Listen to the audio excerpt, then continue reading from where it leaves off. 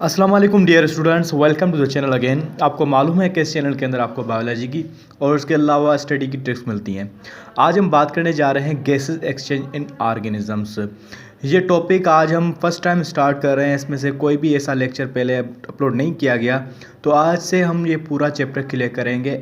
Exchange of gases in animals, या total जो भी ऑर्गेनिजम्स हैं उनके अंदर, प्लांट्स भी हो गए, यूनिसेलुलर ऑर्गेनिजम्स भी हो गए, सबके अंदर कैसे गैसेस एक्सचेंज होती है वो सारा हम पढ़ेंगे। First of all, what is mean by gases exchange. Gases exchange का मतलब ये होता है कि transport of gases in and out of organism. किसी भी ऑर्गेनिज्म के अंदर गैस आता है और गैस जो है बाहर निकलता है, इस प्रोसेस को कहते हैं gases exchange. Means gases exchange why it is needed. ये रिस्पायरेशन के लिए गैसेस एक्सचेंज ज़रूरी होती है। हमने पढ़ा है कि रिस्पायरेशन का एक प्रोसेस होता है। Respiration is what? Respiration is the process of oxidation of food to get the energy. फूड को ब्रेक करके उसमें से एनर्जी हासिल करने को कहते हैं रिस्पायरेशन।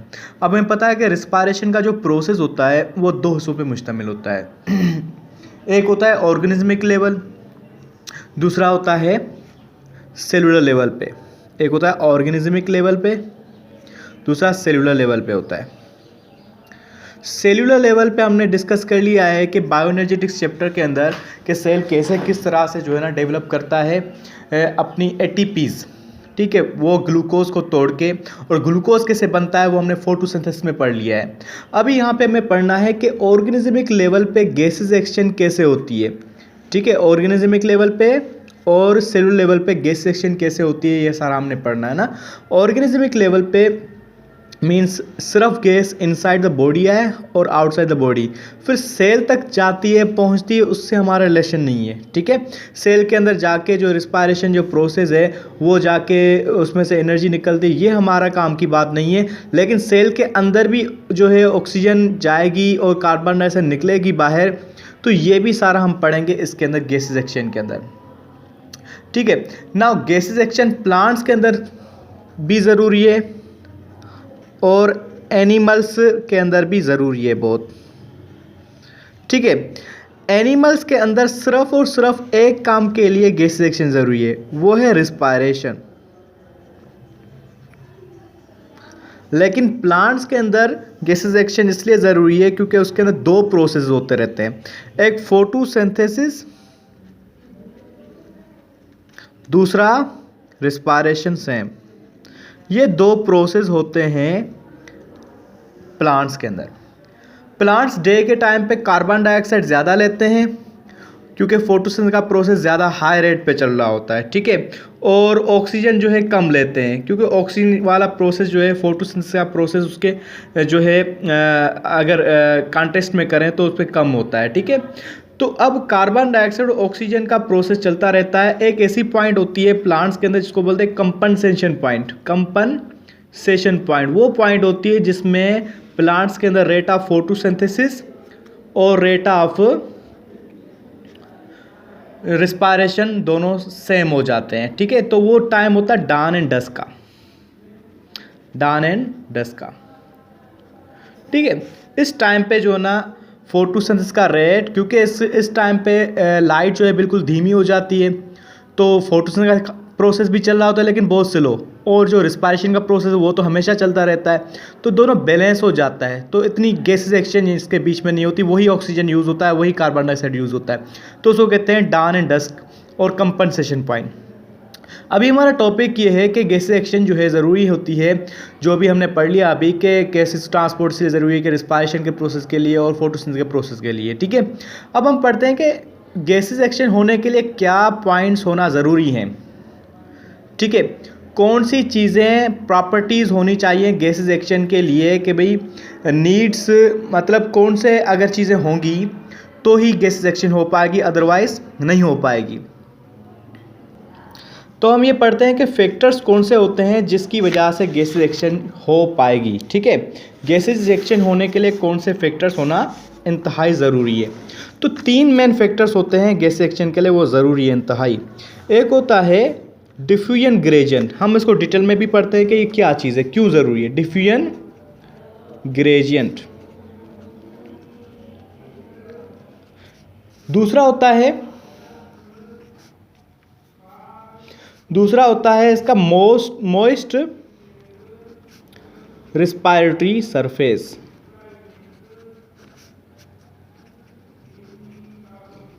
Moist respiratory. तीसरा होता है लार्ज सरफेस एरिया।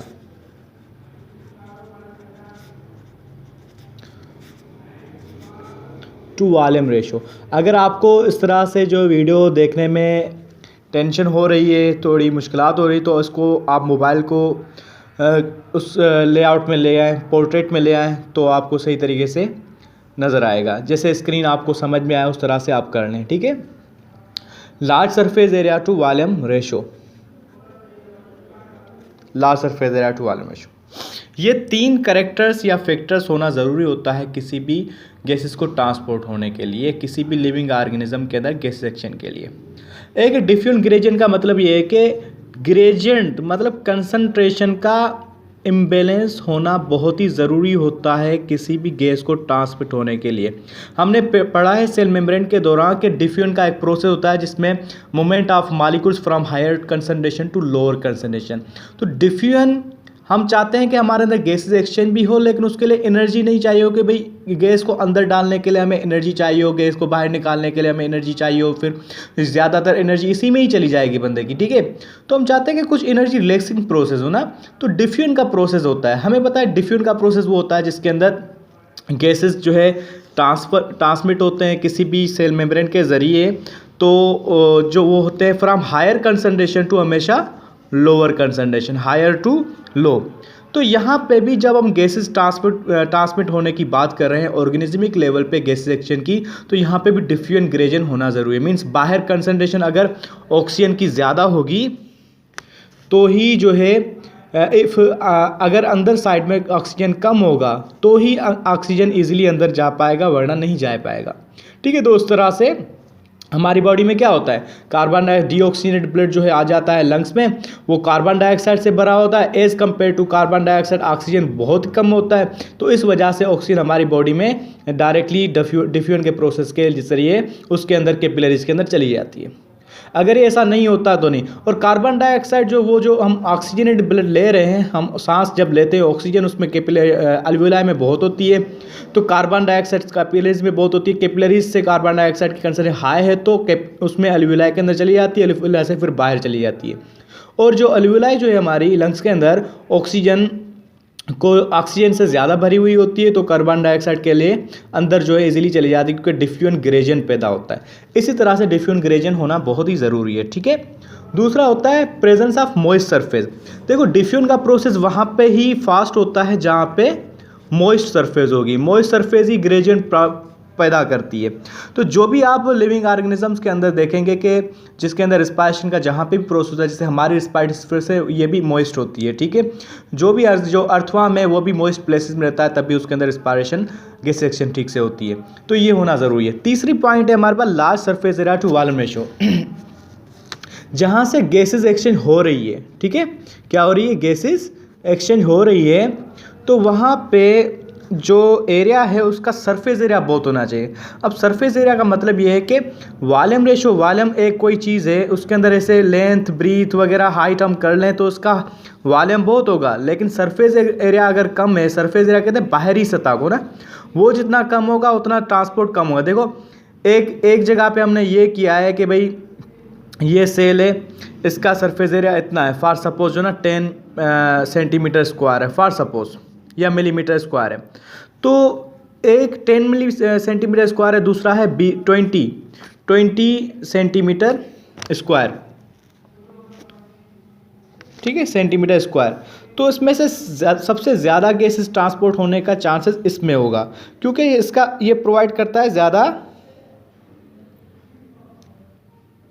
ये प्रोवाइड करता है ज़्यादा सरफेस एरिया जहाँ से डिफ्यूजन का प्रोसेस ज़्यादा हो सकता है। तो सरफेस एरिया ज़्यादा होना चाहिए किसी भी गैस को, तब भी इसीलिए लिविंग ऑर्गेनिज्म के अंदर खुदा ने जो ना बेसिक यूनिट जो बनाया है वो कौन सा बनाया है, वो बनाया सेल।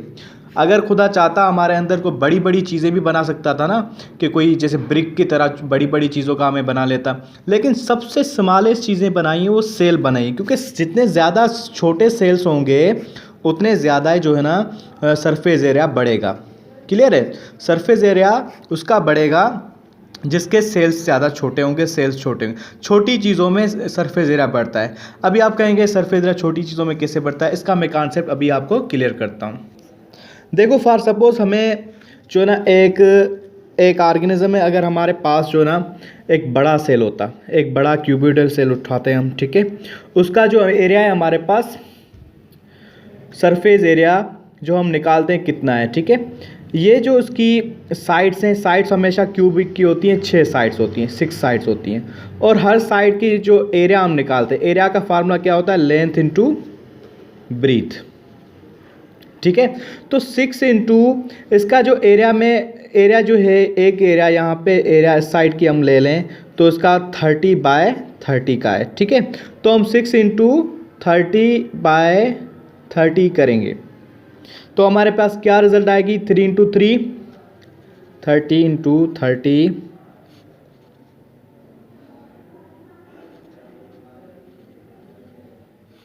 900, ये 900 हुआ multiply by 6,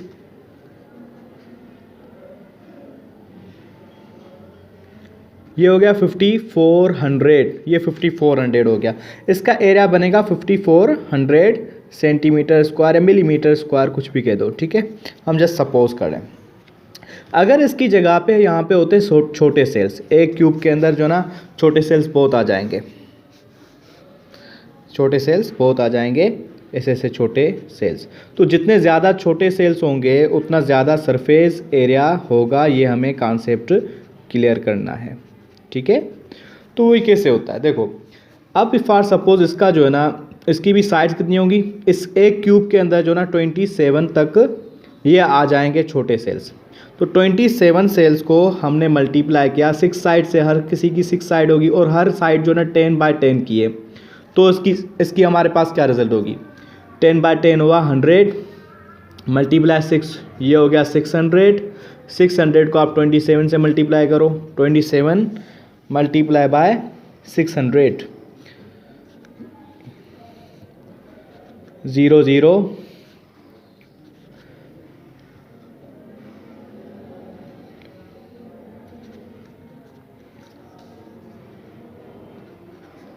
16,200, 16,200 as compare to this, ये कितना था 5,400, ठीक है। तो यहाँ पे क्या हुआ 16,200, एक ही साइज़ है उसकी, एक ही साइज़ का वो क्यूबिक सेल था, इसमें छोटे छोटे सेल बना लिए तो उसकी सरफेस एरिया बढ़ गई। तो इसीलिए खुदा ने हमारे अंदर जो ना छोटे छोटे सेल्स बनाए हैं ताकि उसकी सरफेस एरिया इंक्रीज़ हो। तो हमने क्लियर किया कि गैसेस एक्सचेंज किसे कहते हैं। गैसेस एक्सचेंज वो है जिसमें लिविंग ऑर्गेनिज्म जो है अपने गैसेस को ट्रांसमिट करते हैं from environment to the organism level, cells तक जाकर पहुँचाते हैं। तो गैसेस एक्सचेंज करने के लिए कौन से फैक्टर्स होना ज़रूरी है, एक होता है डिफ्यूजन ग्रेडियंट, दूसरा होता है मॉइस्ट सरफेस, तीसरा होता है लार्ज सरफेस एरिया। और लार्ज सरफेस एरिया कैसे होता है ये भी हमने पढ़ा। जो एनिमल्स हैं उसके अंदर जो है ना सिंपल चीज़ एक होती है कि स्मॉलर थिन मेम्ब्रेन होनी ज़रूरी है, ये भी एक प्रॉपर्टी हो जाती है। लेकिन बेसिक कैरेक्टर्स में ये चीज़ें हैं। आई होप कि आपको ये चीज़ समझ में आ गई होगी, क्लियर हो गया होगा कॉन्सेप्ट। इंशाल्लाह हम मिलेंगे नेक्स्ट लेक्चर के अंदर। अगर आपने चैनल को सब्सक्राइब नहीं किया तो सब्सक्राइब कर लें और बेल आइकन को ज़रूर प्रेस कर लें, आगे आपको फ़ायदा होगा। बहुत शुक्रिया।